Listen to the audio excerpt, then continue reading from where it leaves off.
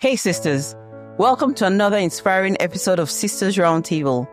You know, life can feel like a never-ending hike in uncomfortable shoes, uphill both ways. So today we're going to be diving into a topic that touches every one of us, and that is overcoming challenges in our life journey.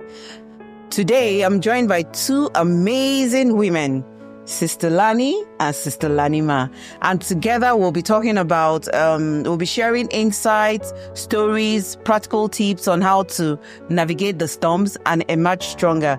Because we truly believe that life is full of ups and downs, but as Christian women, we have a unique perspective and strength to draw from. So welcome, sisters. It's so good to have you on Sisters Roundtable today.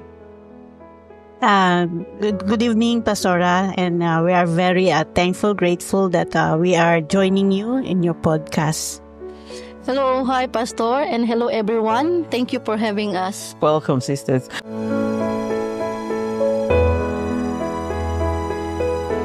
So let me start with a very personal question.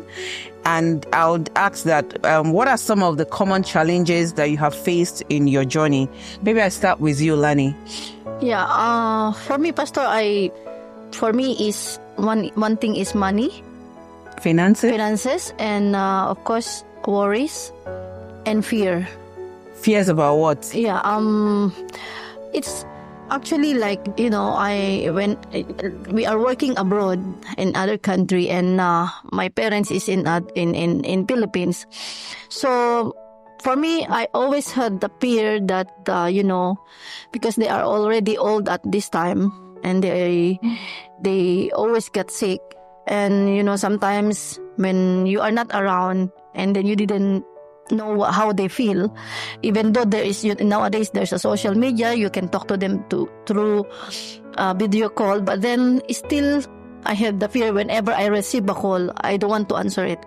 I know. I always told them, Give me a message first. Message me first before I answer, because that's my fear. Yeah. I was afraid that maybe there's a bad news or something like that. So I know that fear. When you have 8 parents, and if, for instance, one of them is sick, that fear that you could get a call and be told that the worst has happened. Yeah. It's a fear that even with our children. Sometimes when they go to school, sometimes for me when my phone rings and it's the school, I'm like, no, please don't tell me something has happened to my child. So yeah, you're right. That's a genuine fear that all mothers, all daughters have. And for you, Lanimer?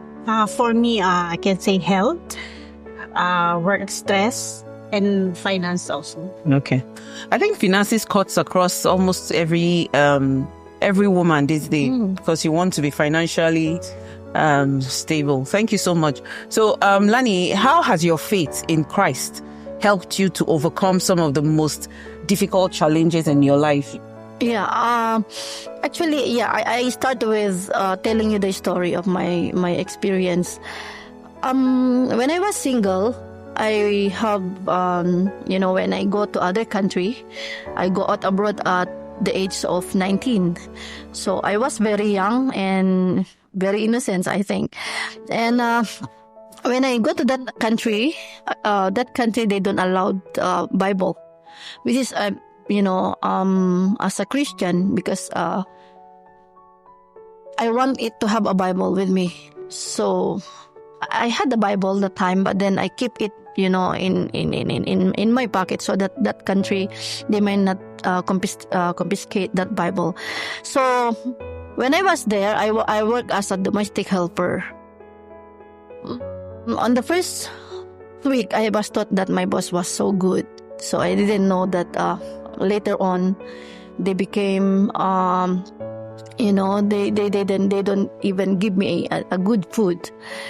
They give me leftovers. And I remember that I don't have anything to eat. And I was like, that the things that left over, they already thrown to the garbage. So for me to have food and to put something on my stomach, I grabbed that food from the garbage, and I was crying. I was crying like, in my country, I never had this experience eating from the garbage. So for me to survive, of course I need to do that. And I was thought it's just that that kind of situation I can experience. But then later on, a few months after, my boss started to court me or something, like Abuse you? yes, and he is showing to me that Interest. he is interested with me. So he is Despite not feeding you. yes. Oh my goodness. Actually, whenever because I need to eat something. When I sneak food from their fridge, my lady boss was so angry, and then she is saying that she will bring me to the police or something.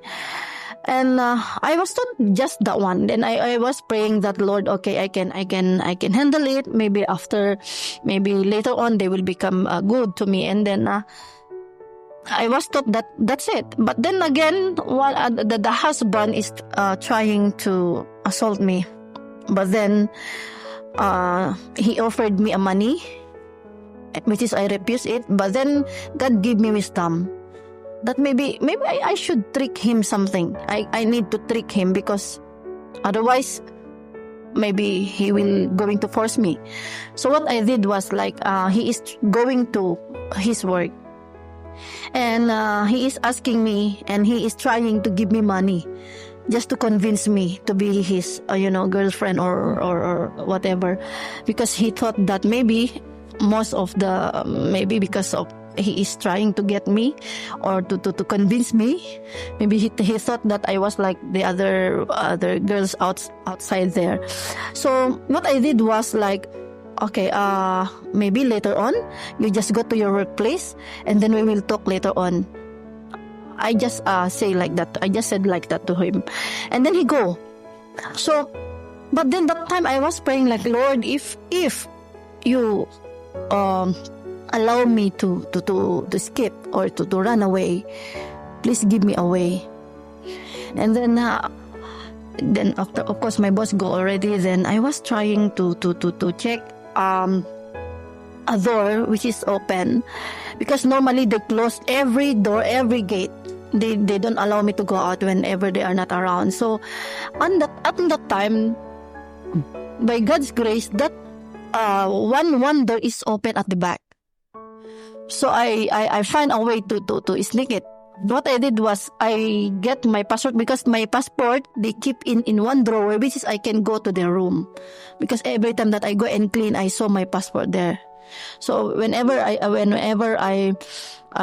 clean there, I was trying to get my passport. But then again, of course, that time I was like confused if I didn't need to do or what, because it's in other country. It's very far from our country. So what I did was to cut the story short, I took my passport and ran away. That time the road is crossing. It was a crossing road, so I don't know where to go. But then before that, I messaged my agency that I'm going to run away. Can you help me, or can you tell me what address I need to go? Then she sent me an address, and then she said, whenever you get a taxi, just show this address, and just don't talk, relax and keep quiet. So I was, because I know in that country, whenever if they know that you are run away, definitely they will bring you to police already.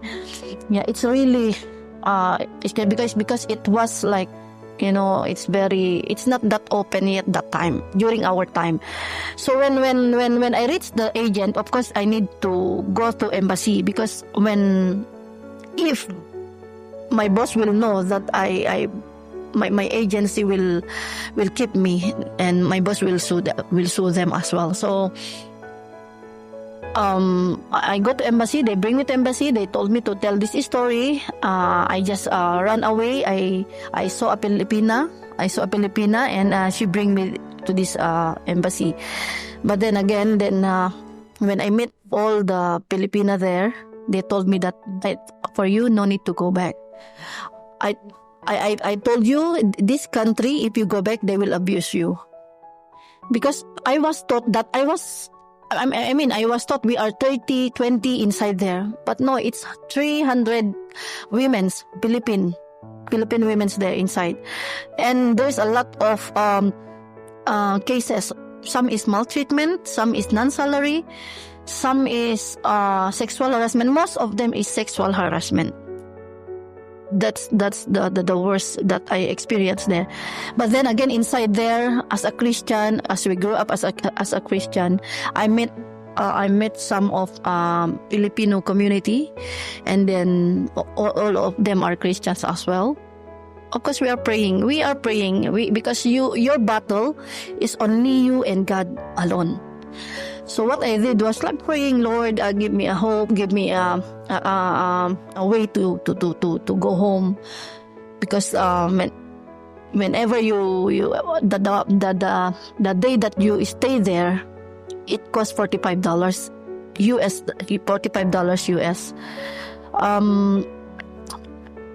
When the time that my parents is worried about me already, they call every government in our country every government office agencies and offices just to come and help me.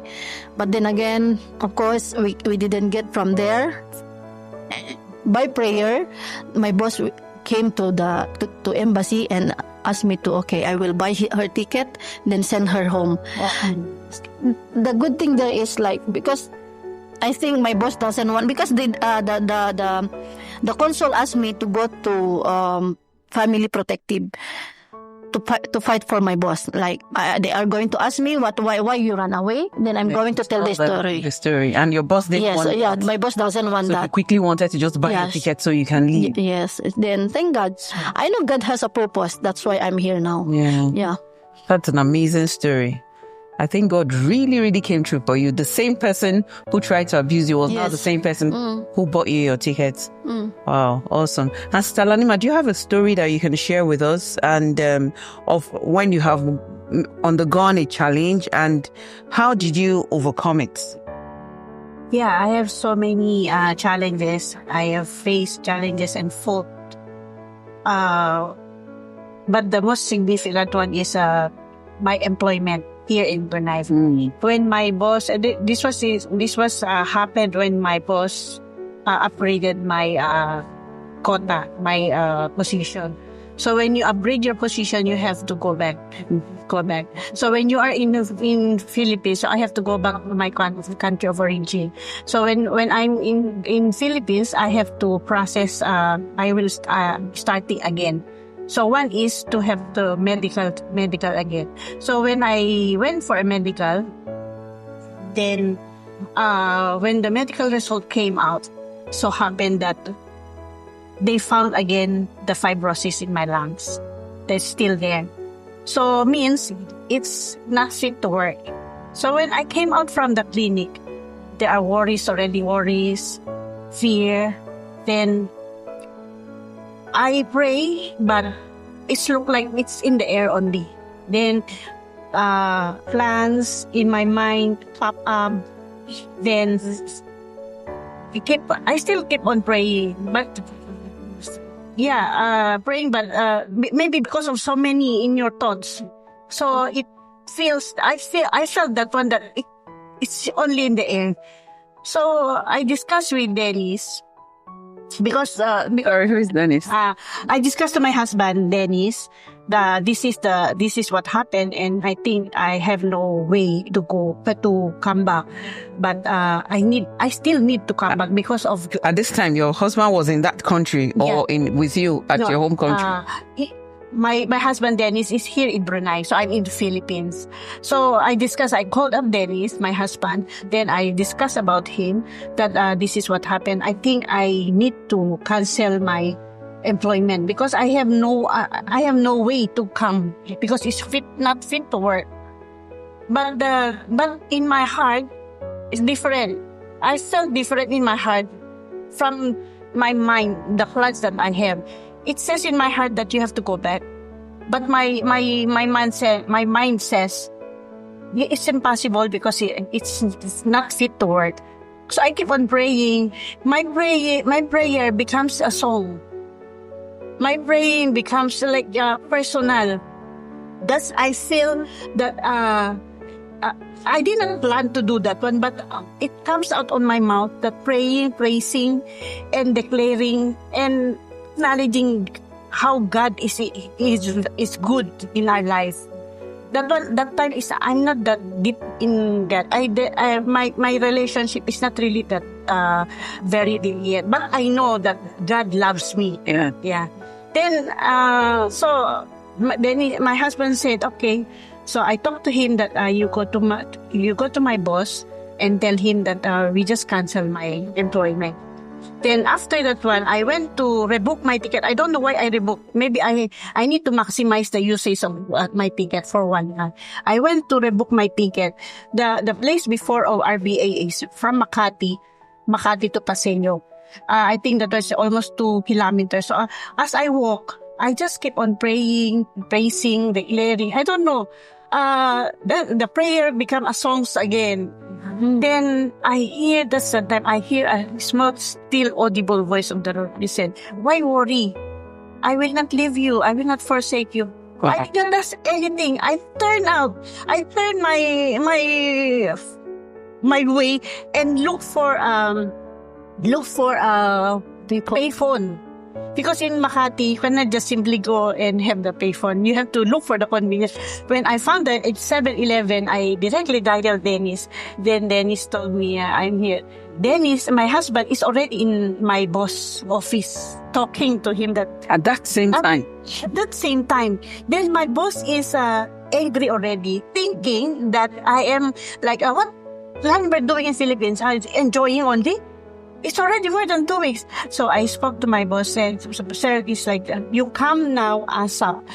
So did he know about the fibrosis? Yes. He didn't mind? He didn't mind. He said, you come back now. Because before that, Pastora, maybe I will share, he is also the one who helped me. So he said, you come back here and you sing tourist misa. So I did not say anything. Okay, I follow. Then when you go tourist here, you need money. When we opened to Sister High's, our friend, they did not ask how many. They just give us US dollar. So God really provide me. I learned from that is just listen. No need to question. Because if that is good, good. You don't have to say, is that good? So here I am now. When I arrived here, my boss, I remember that time when I came in the office, we met in the lift. He said, he really is still angry. So what are you doing in the Philippines, huh? He said, you're enjoying yourself. I'm so sorry because you know the matter. Yeah, but it take too long. Yes, I'm so sorry. Okay. Yeah. Then he called our agent, then give my documents, and they checked it. Wow. You see how long you will thinking, worrying in a span of minutes.